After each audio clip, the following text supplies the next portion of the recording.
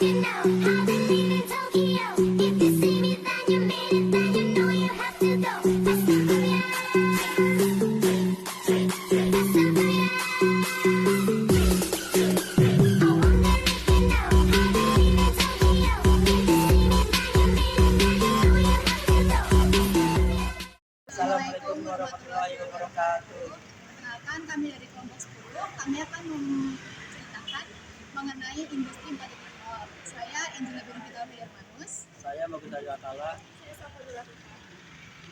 Revolusi Industri 4.0 atau yang bisa disebut dengan Cyber Physical System merupakan revolusi yang menitikberatkan pada otomatisasi serta kolaborasi antara teknologi cyber.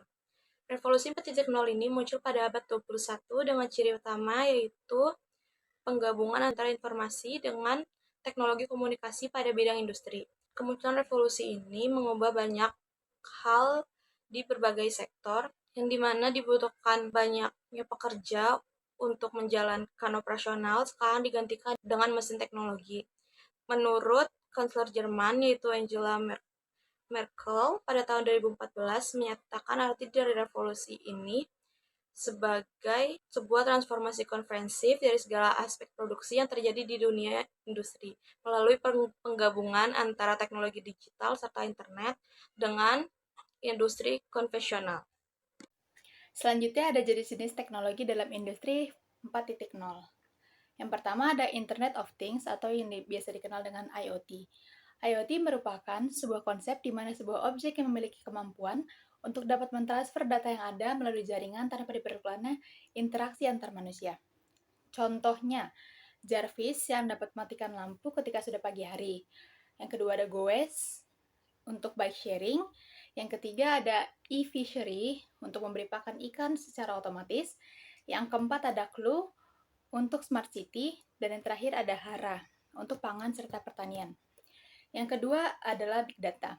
Big data merupakan istilah yang digunakan untuk menggambarkan volume data dalam jumlah yang besar, baik data yang terstruktur maupun yang tidak terstruktur.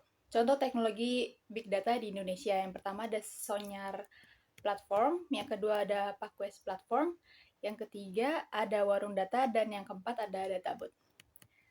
Yang ketiga, Augmented Reality atau biasa disebut dengan AR.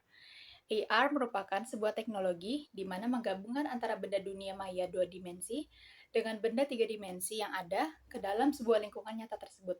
Kemudian, memproyeksikan benda maya yang ada tersebut ke dalam waktu nyata. Contoh aplikasi yang menggunakan AR adalah chatbot dan face recognition. Yang keempat ada cyber security. Cyber security merupakan sebuah bentuk upaya untuk melindungi segala informasi yang dimiliki dari adanya cyber attack. Dan yang terakhir ada artificial intelligence atau biasa dikenal dengan AI. AI merupakan sebuah bentuk teknologi komputer maupun sebuah mesin yang memiliki kecerdasan layaknya seorang manusia.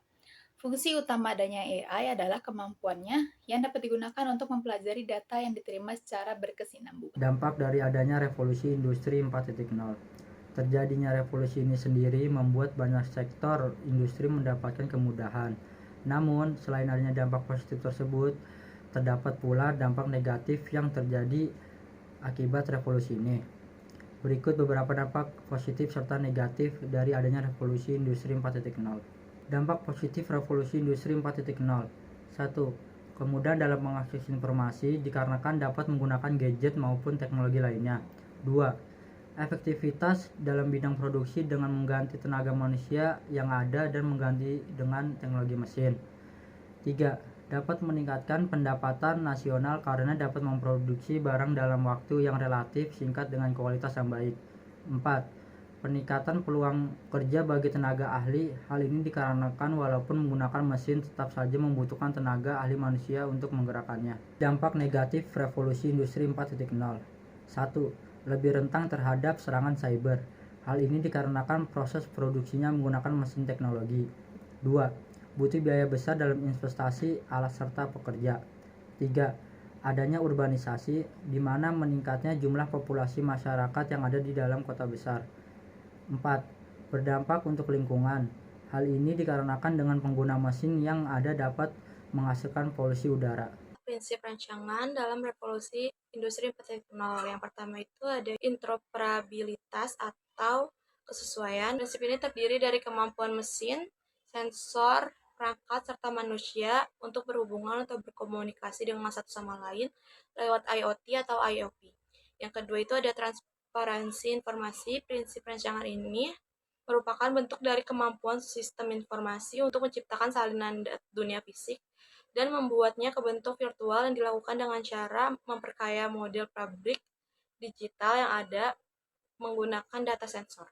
Ketiga ada bantuan teknis. Bantuan teknis ini dibagi menjadi dua. Yang pertama ada kemampuan sistem, bantuan yang digunakan untuk membantu seseorang dengan mengumpulkan serta membuat sebuah visualisasi dan informasi dari informasi yang ada secara menyeluruh agar dapat membuat keputusan yang bijaksana serta menyelesaikan masalah genting dalam waktu yang singkat.